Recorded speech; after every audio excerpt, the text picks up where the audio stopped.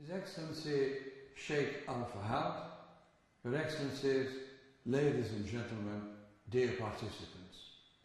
First of all, I should like to greet His Excellency Sheikh Al-Fahad for his most timely initiative of creating a centre for dialogue among civilizations. And let me congratulate you for having chosen to focus its activities on media, because communication is key. Key as a fundamental basis of human existence, be it as groups of loose individuals or strong societies, but also key because of our globalizing world. As we all know, communication can either be a tool for building bridges between communities and societies, or a channel to fuel hate and mistrust and ignite violence. So I think you have made the right choice at the right time.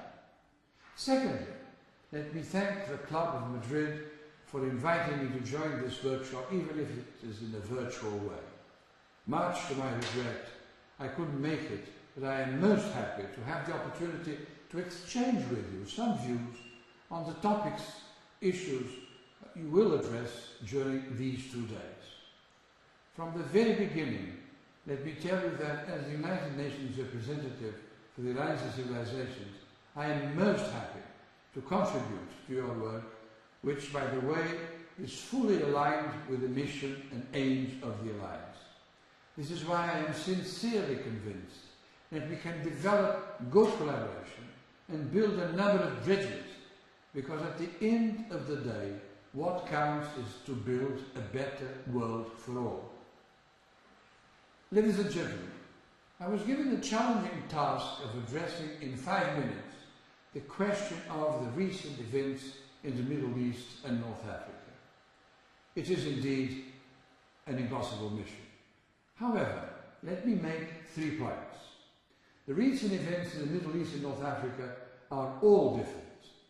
We should avoid monolithic analysis, grayscale pictures. This is my first point.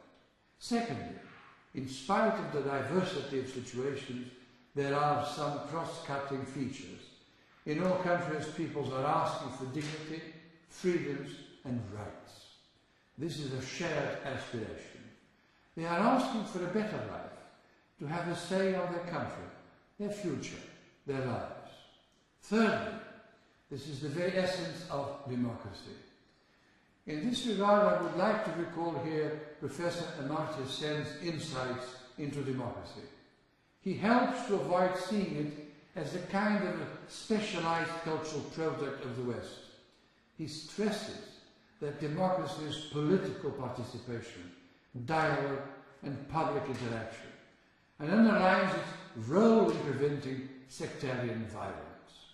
Fourth, I would like to emphasize that although each people and each country has its own particularities, making social choices and the search for justice and democracy and non-transferable work on non-exportable goods, we live in an interconnected world.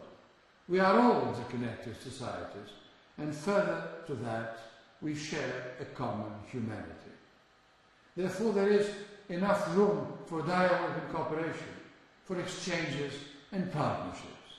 This is particularly important at times of transition, when all states are open, and when sharing views and experiences can help to make the right choices. So exchanging experiences and creating an appropriate framework for regional cooperation between all partners, countries and societies is, in my view, really fundamental. After all, democracy is a learning process, so exchanges on experiences by others in transition processes are most valuable. Last but not least, I want to underscore that political transitions are never easy. They are never achieved overnight. For example, let me turn back for a while to my own country's experience, Portugal, in the 70s, which mutatis mutandis is similar to the Spanish case. How many crises did we face? How many demonstrations?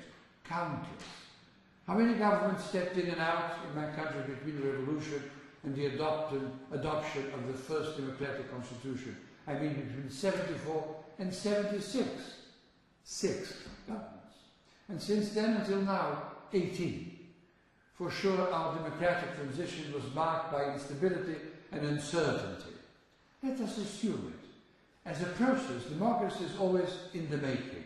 Furthermore, democratic transitions are an extremely complex course, going back and forth and progressing through advances and setbacks.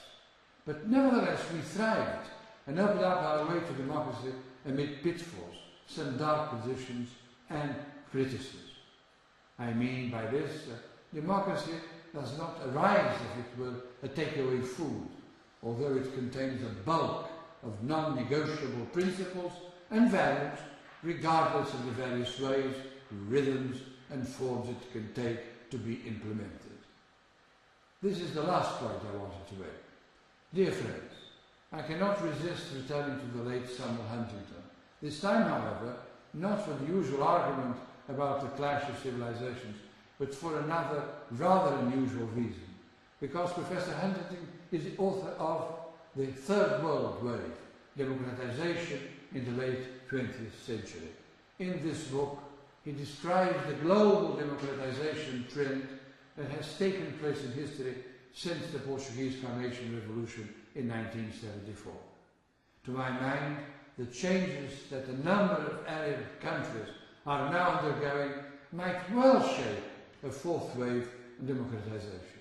It will show that after all peoples are united by the same demands and aspirations, thus showing that we share a common humanity which goes beyond divides.